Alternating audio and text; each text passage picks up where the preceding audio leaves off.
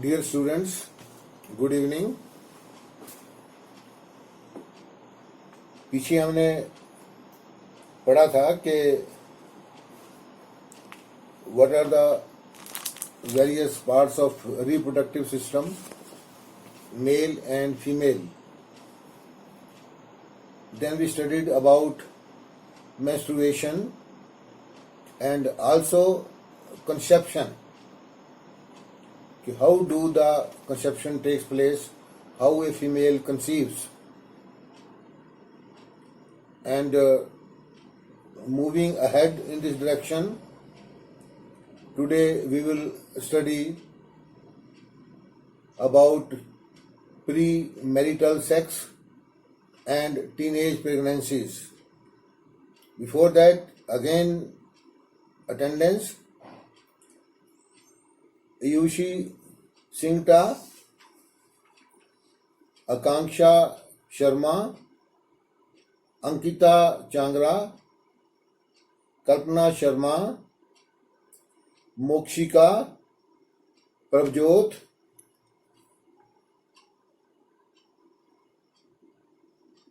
Sapna, Shrestha Rana, Sabika Ali, Swati Bhardwaj, Amarpreet, Himanshu Saini, Manish Kumar, Saurabh Rana, Sushant, and Nilesh. And I have asked about the notes if you want. Then the answer came from Ayushi Singta. She wants notes. Akanksha Sharma also wants notes. Ankita Changra has not replied. Kalpana Sharma requires notes. Mokshika also requires notes. Prabjot has not replied. Sapna requires notes. Shrestha Rana not replied. Sabika Ali requires notes. Swati also requires notes. There is no answer from Amarpreet, Himanshu Saini, Manish Kumar, but Saurav also, he has not replied, and Sushant has desired notes. Nilesh has not desired the notes so far.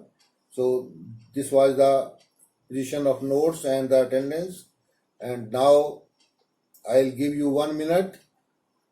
लीजिए अपना 1 minute और ढूंढिए अपने pen, ढूंढिए अपनी copy और निकालिए, लिखिए उन पर नोट्स.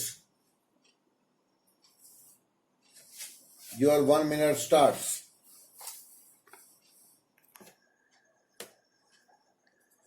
एक मिनट आपका समाप्त हुआ. तो अब आया एक इंटरेस्टिंग टॉपिक आपकी चॉइस का, वो है problems associated with premarital sex and teenage pregnancy. Problems associated with premarital sex and teenage pregnancy. So first of all, we will deal with the first part, that is premarital sex. Premarital sex. What is premarital sex? We should know about it. It is a physical relationship before marriage. Everyone wants, but not desired. Physical relations before marriage. The physical relationship between male and female, we should say, before marriage is called premarital sex. Sex instinct, as I told, is very strong in the teenagers, and the physical relations, they develop immediately without seeing pros and cons. बिना परिणाम जाने ही ये संबंध स्थापित हो जाते हैं, ये संबंध बन जाते हैं जो कि डिजायरेबल नहीं है. But I told sex instinct is very strong. Sex की भावना बहुत स्ट्रांग है. और इंडियन सोसाइटी में तो इसके जो परिणाम हैं वो अच्छे नहीं हैं, भयंकर हैं. There are restrictions from the parents, restrictions from the society on keeping such relations. कोई भी माता पिता या कोई भी परिवार का सदस्य या सोसाइटी का सदस्य ये नहीं चाहता कि ये रिलेशंस डेवलप हों बिफोर मैरिज. और फीमेल पार्टनर के लिए तो बहुत ही नुकसानदायक है. She suffers a lot because these relations are easily exposed. लोगों को पता लग जाता है ये रिलेशंस का. And she is defamed, defame हो जाती है वो. These unethical relations, these are unethical, we should say, unethical relations. They are always being condemned in the society. Society इन्हें condemn करती है, घृणित निगाह से देखती है इनको. A person, male or female, with high character is always respected. High character वाले को ही रिस्पेक्ट मिलती है लाइफ में. जिसका करेक्टर सही नहीं है उसको कभी भी रिस्पेक्ट नहीं मिलती. लोग उसे गालियां ही निकालते हैं. It is said that if wealth is lost, they say that we should say that nothing is lost. Wealth है, दोबारा से आ जाएगी. धन दोबारा भी आ सकता है. If health is lost then something is lost. अगर हेल्थ खराब हो गई आपकी तभी बड़ी मुश्किल होती है, लेकिन तब भी वापस आ सकती है. समथिंग इज लॉस्ट, कुछ तो लॉस हो ही गया. धन से नहीं हुआ कोई भी हानि. धन लॉस हो गया, गुम हो गया, दोबारा बन जाएगा, दोबारा कमा लेगा आदमी. हेल्थ भी दोबारा से आ सकती है, लेकिन not always. But if character is lost, character, last point, character is lost then everything is lost. अगर आपका करेक्टर खराब हो गया तो सब कुछ खराब हो जाएगा, जीवन ही खराब हो जाएगा आपका. तब उसके पास, आपके पास कोई तरीका नहीं है उसको वापस लाने का. एक बार आप बदनाम हो गए तो हो गए. उस बदनामी को दोबारा नहीं जीत सकते, उसको खत्म नहीं कर सकते. तो क्या कहते हैं? Wealth is lost, nothing is lost, health is lost, then something is lost, and if character is lost then everything is lost. The following difficulties are there. There are some difficulties in this type of relations. One is the personal problems.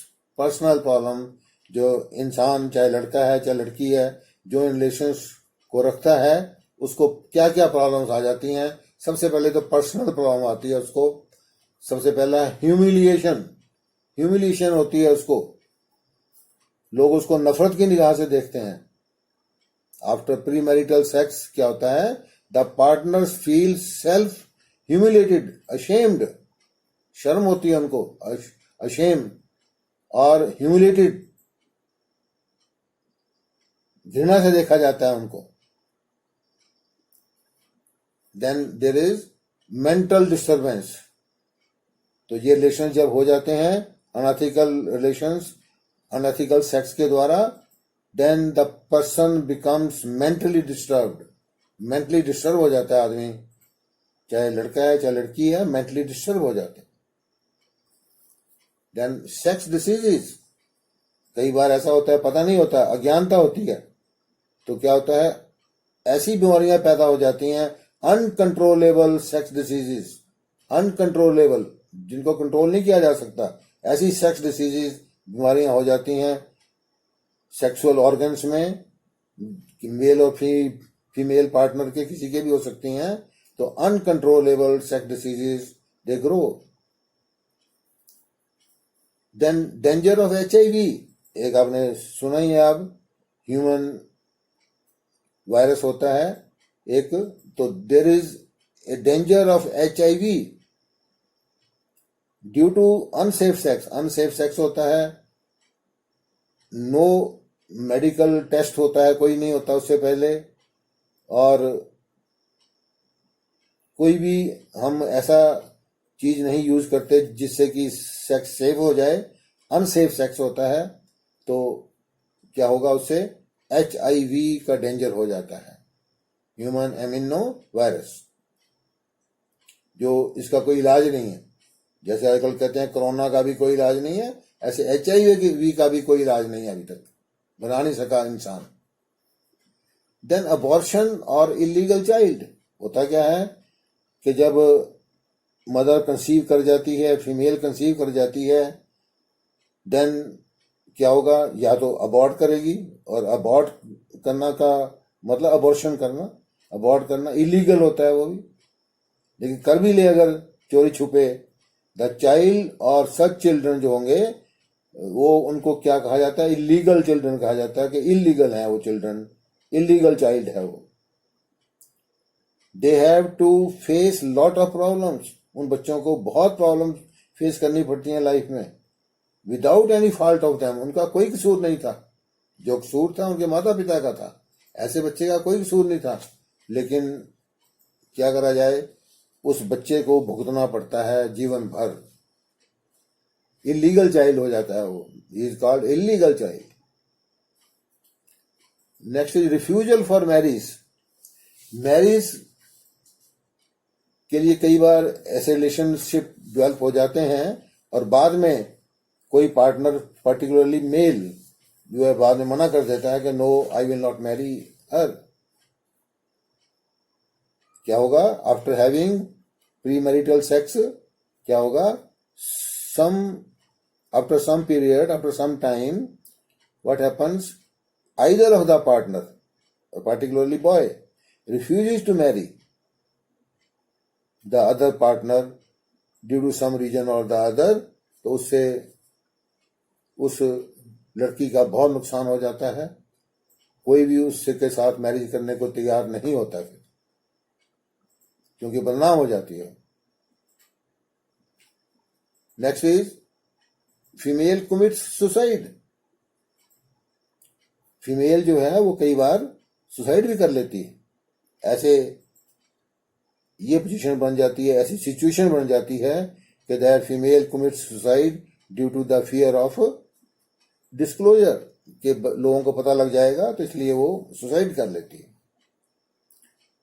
Such teens are expelled from the school, school वालों को पता लग जाएगा तो ऐसे teens को, ऐसे adolescents को, they are sometimes expelled from the school or college so that other children are not spoiled, ऐसा ना हो कि अगले जो दूसरे बच्चे हैं उन पर भी कोई असर पड़े।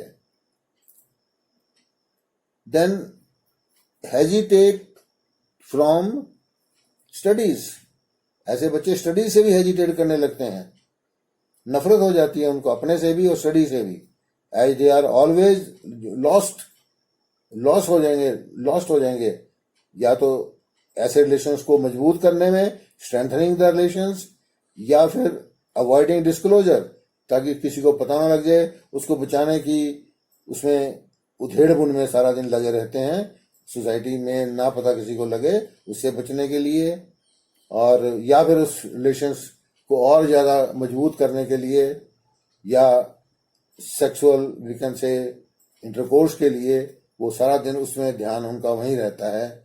तो वैसे बच्चे जो है पढ़ाई से जी चुरा लेते हैं, दे हेजिटेट फ्रॉम स्टडीज। और क्या हो सकता है, इफ मैरिज, अगर मैरिज हो ही जाए ऐसे बच्चों की, और खासतौर पर लड़की की, तो क्या होगा, किसी और आदमी से हो जाए, अगर मैरिज उससे ना हो, मान लीजिए वो उसने रिफ्यूज कर दिया हो, तो क्या होगा, एक्सपोजर का उसको डर लगा रहेगा कि मेरे हस्बैंड को पता ना लग जाए कि मैंने प्री मैरिटल सेक्स रहा है, and this may lead to divorce, इसे डाइवोर्स हो जाएगा, उस लेडी का उस अपने पति के साथ डाइवोर्स हो सकता है। तो this is very bad situation. Then we have some family problems. उस पर्सन को तो प्रॉब्लम ही था, पर्सनल प्रॉब्लम थी, हो जाती है, चाहे मेल है चाहे फीमेल है। अब उसकी फैमिली जो है, उसके माता पिता, उसके चाचा ताऊ, परिवार, उसका फैमिली प्रॉब्लम भी आ जाती है। The image of the family is lowered. Family की इमेज लोअर हो जाती है, नीचे चली जाती है, निम्न स्तर तक पहुंच जाती है। लोग देखते हैं कि इस परिवार में ऐसी घटना घटी है।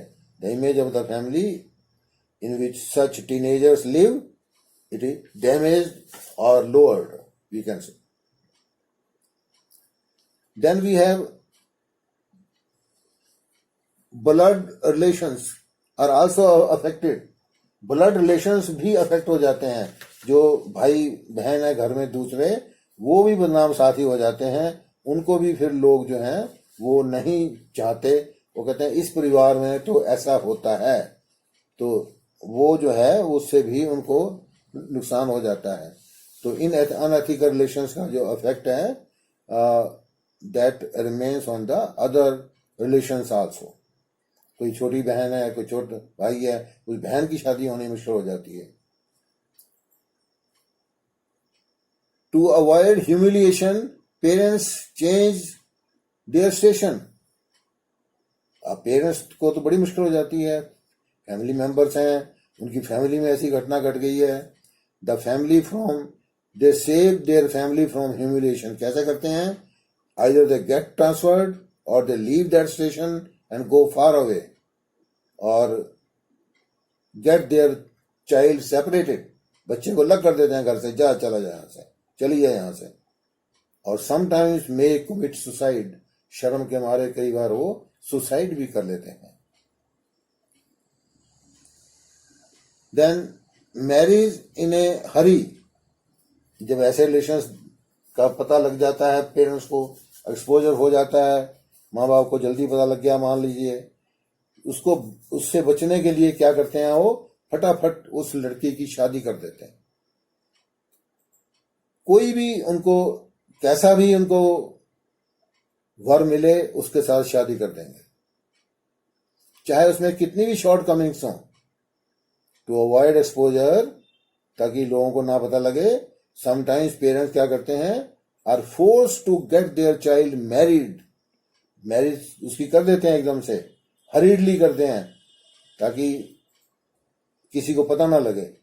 और ऐसे आदमी के साथ कर देते हैं जिसमें शॉर्ट कमिंग्स हो सकता है उसकी टांग वहां टूटी हो, मुड़ी हुई हो, एक आंख से खराब हो वो व्यक्ति, या मेंटली रिटायर्ड हो। ऐसे व्यक्ति के साथ उसकी मैरिज फटाफट कर देते हैं ताकि लोगों को पता ना लगे कि इस घर में ऐसा हुआ है।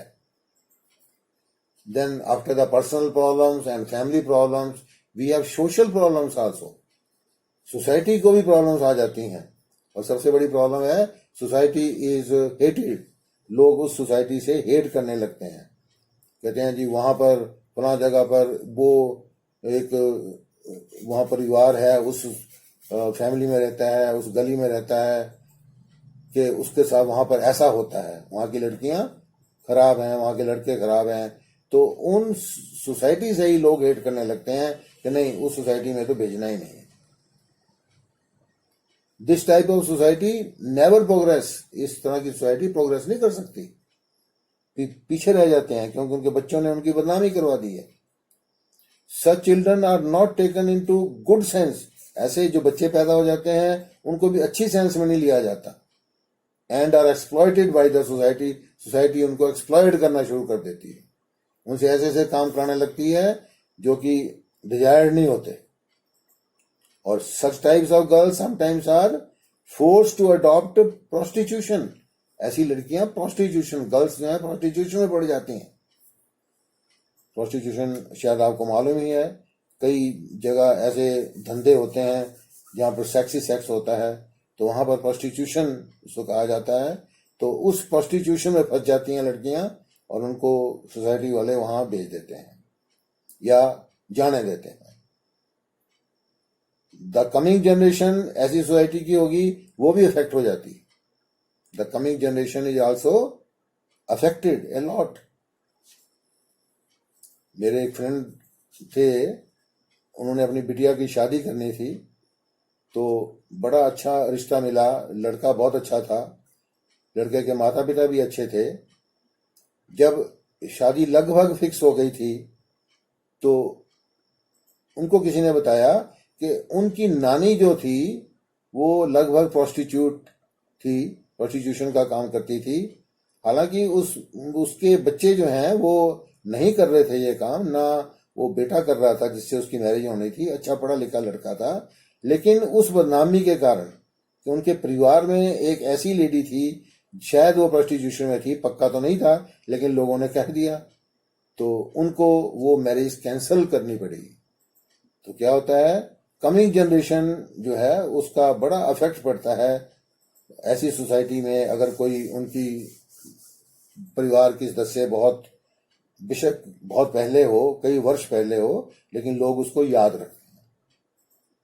Hence we can say that there are problems for the self, there are problems for the family, and there are problems for the society also.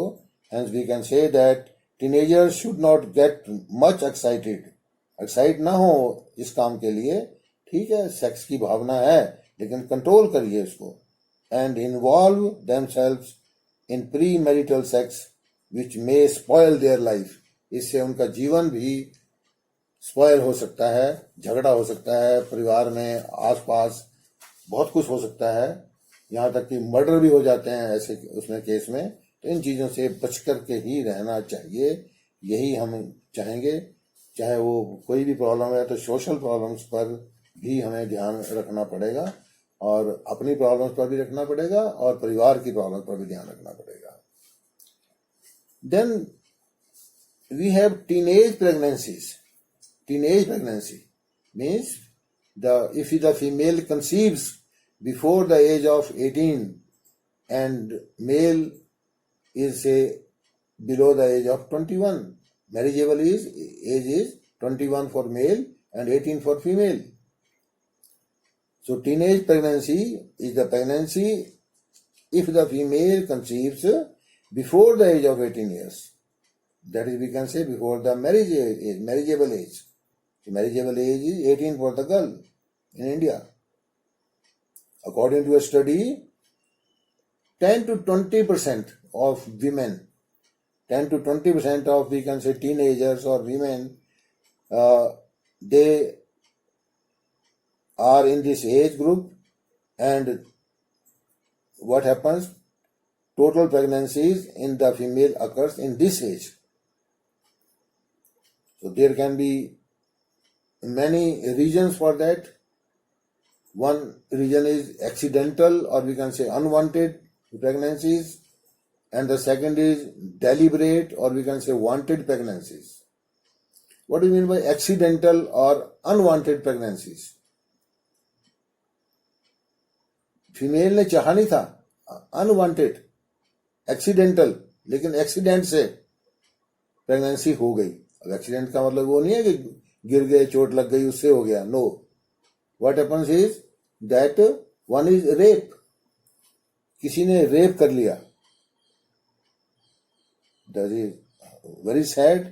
लेकिन रेप केसेस हो जाते हैं, बलात्कार हो जाता है, और उस बलात्कार में प्रेगनेंसी भी हो सकती है।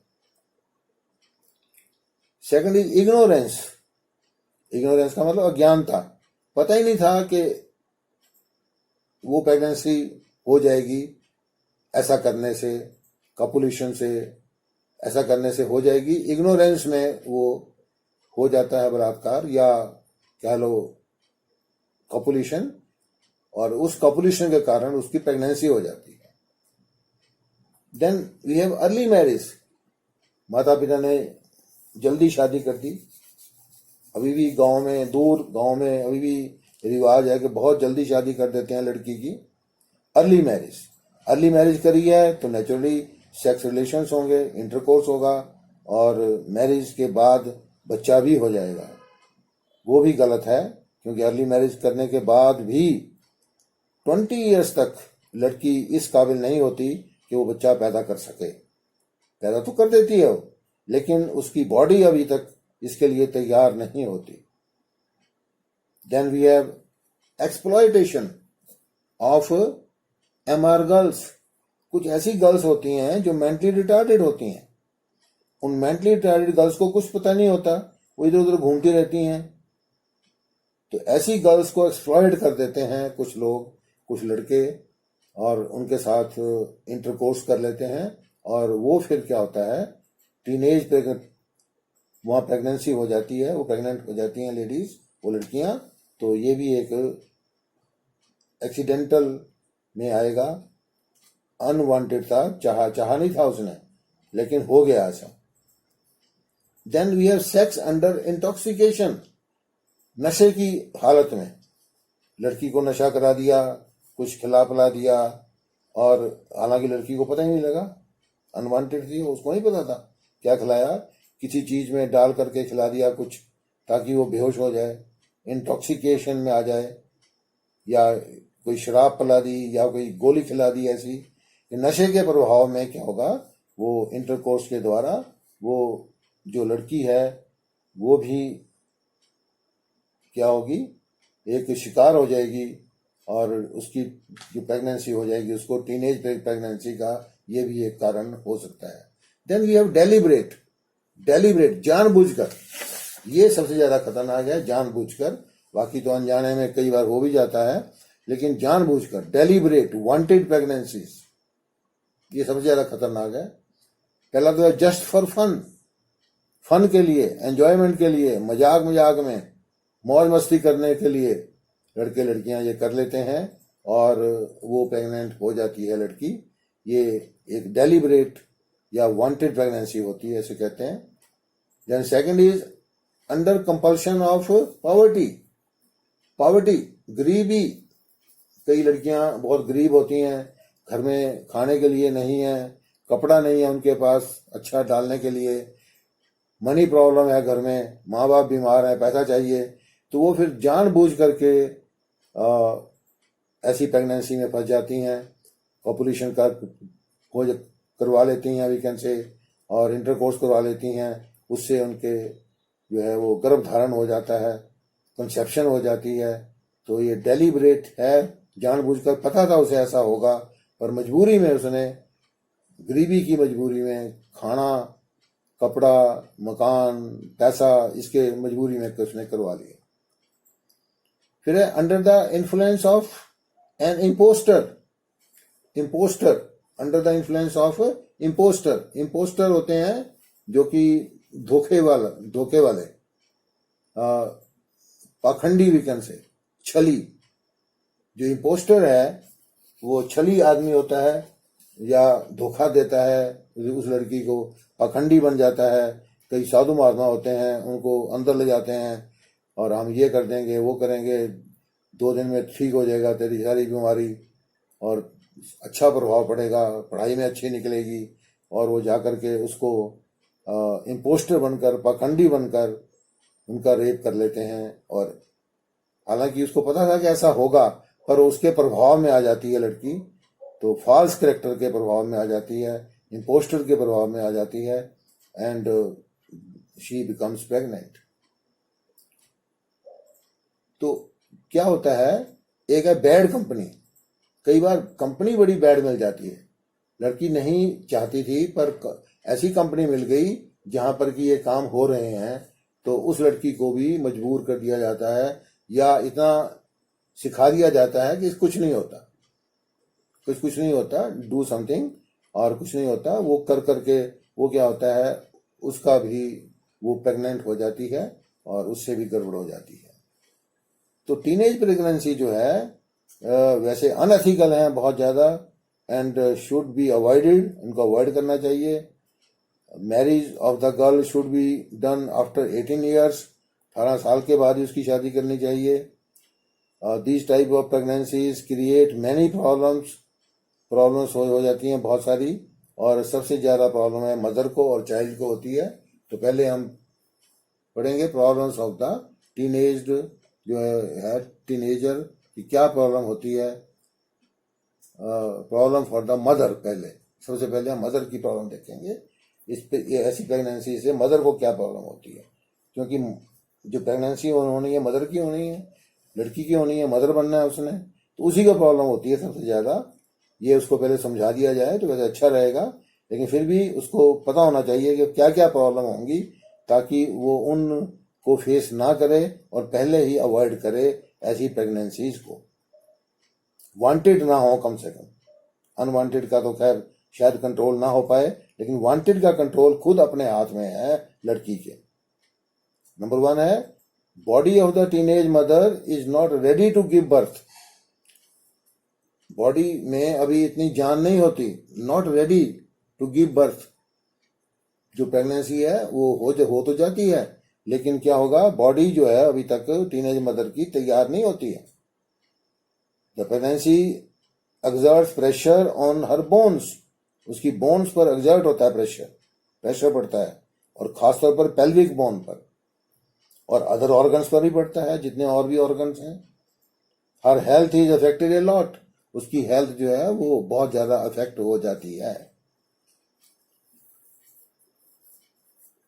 She may fall prey to many diseases. बहुत सी डिसीजेस को में भी उसमें बहुत सी बीमारियां आ जाती हैं उसमें। द टीनेज मदर क्या है, falls prey to many diseases. प्रे का मान शिकार हो जाना। प्रे PREY, PRAY नहीं है, PREY है। तो ये प्रे का मतलब शिकार हो जाना। Falls prey PREY, prey to many diseases. Then we have sometimes the mother becomes mentally sick. जो मदर है वो कई बार मेंटली सिक हो जाती है, मेंटल प्रेशर पड़ता है उसको, मेंटली सिक हो जाती है। लोग उसको ऐसी निगाह से देखने लगते हैं, पता लग जाए तो मेंटली सिक हो जाती है, बीमार हो जाती है मेंटली।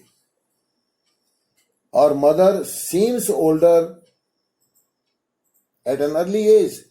हालांकि एज नहीं इतनी होती उसकी, लेकिन उस एज को वो छुपा नहीं सकती, वो बूढ़ी लगने लगती है, लगती है, होती नहीं बूढ़ी। Mother seems to be older at an early age, जल्दी बूढ़ी लगती है।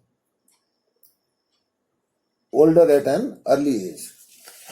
Then the next is difficulty to find a match. और अगर उसको मैच ढूंढना है, शादी नहीं हुई थी पहले मान लो, और मैच ढूंढना है, तो उसको मैच ढूंढना बहुत मुश्किल हो जाता है।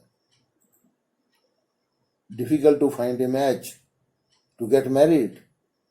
अगर मैच ना फर्क पड़े इतना, लेकिन अगर मैरिज नहीं थी तो उसको मैच ढूंढना उसके लिए बड़ा मुश्किल होता है।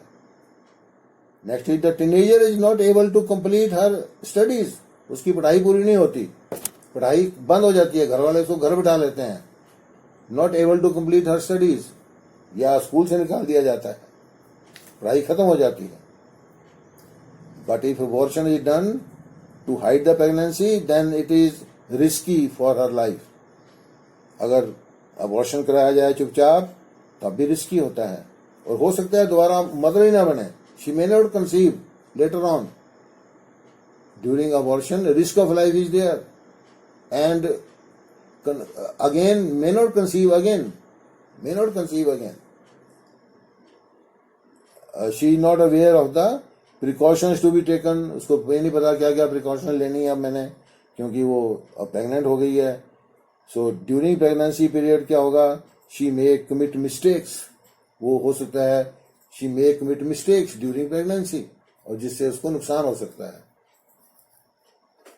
और due to lack of knowledge, उसकी जो नॉलेज है वो लैक ऑफ नॉलेज होती है, वो अनिमिक हो जाती है, और उसको इनकम उसकी लेस थी तो खाना पीना कम मिलता है, बच्चे को उतना खाना नहीं जाता। They can not take healthy diet, ऐसी जो लड़कियां होती हैं। And this may cause premature birth.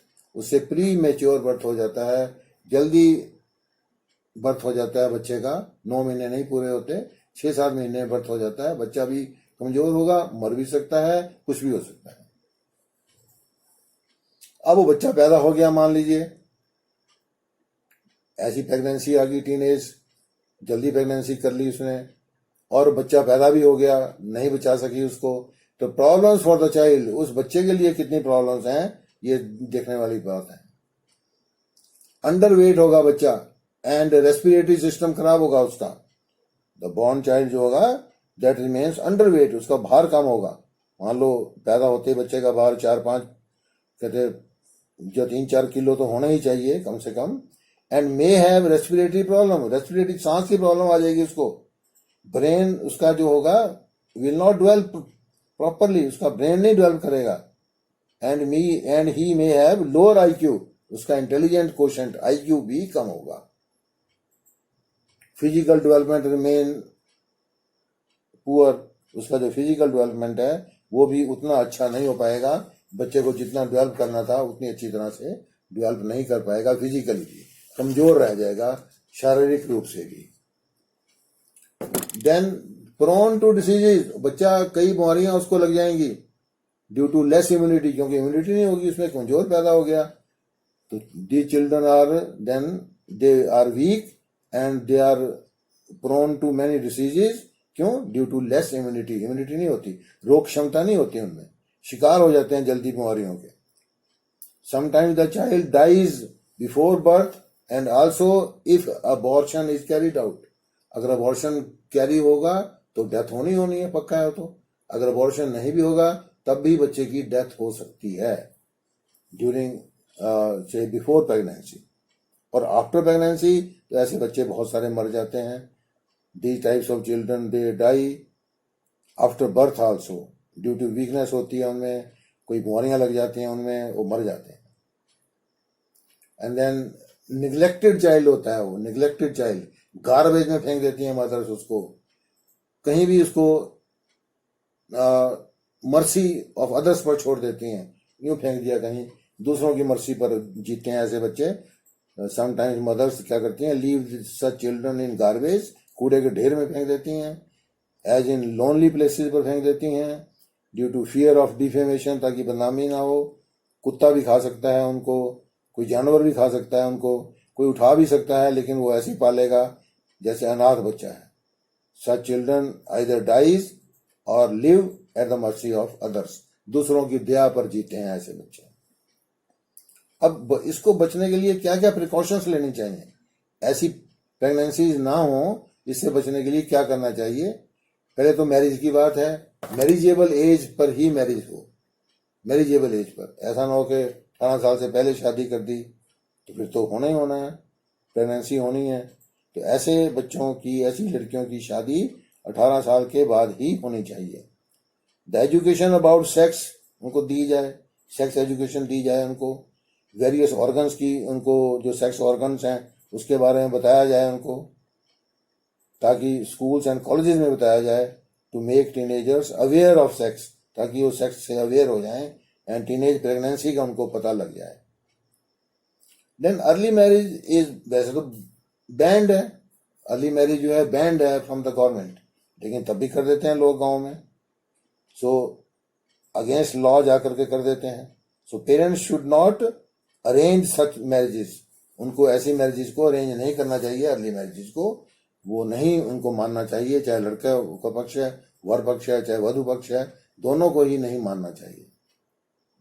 The girl if married should not conceive before the age of 20 at least, marriage भी हो जाए तब भी ना करें, वो बच्चा ना करें, ऐसे मेथड्स अडॉप्ट करें जिनको बोलते हैं फैमिली प्लानिंग टेक्निक्स, निरोध है या कोई और सिस्टम है सरकार के पास, उसका यूज करें वो ऐसे। और या फिर अपने, मैंने उस दिन भी बताया था आपको कि जो मेंस्ट्रुएशन पीरियड है उसका ध्यान रखें कि उसके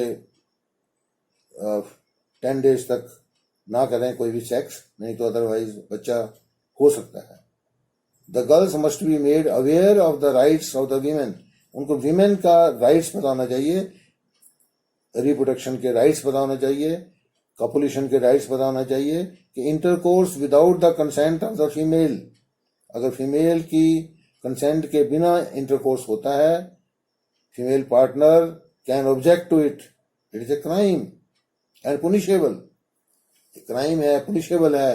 उनको अगर नियम का पता होगा तब वो इस बात को नोट करेंगी कि भाई नहीं हम करना चाहते, तो उनको फिर अवेयरनेस नहीं है उनको राइट्स की।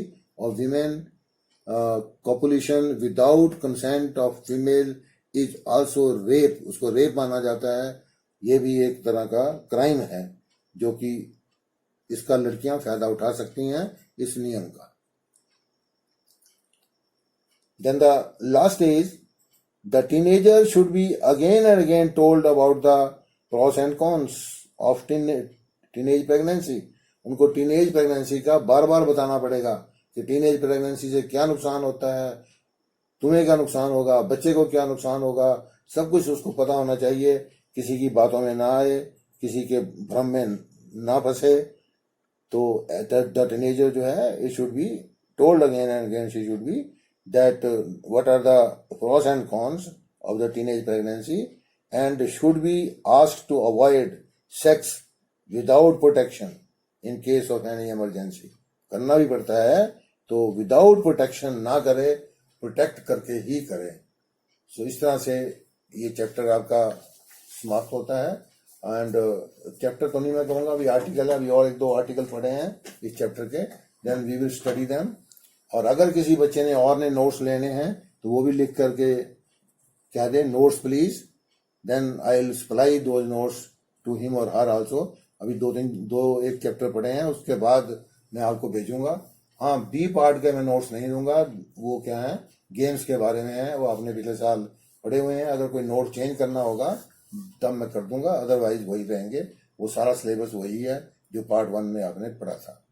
तो बहुत बहुत धन्यवाद, थैंक यू वेरी मच।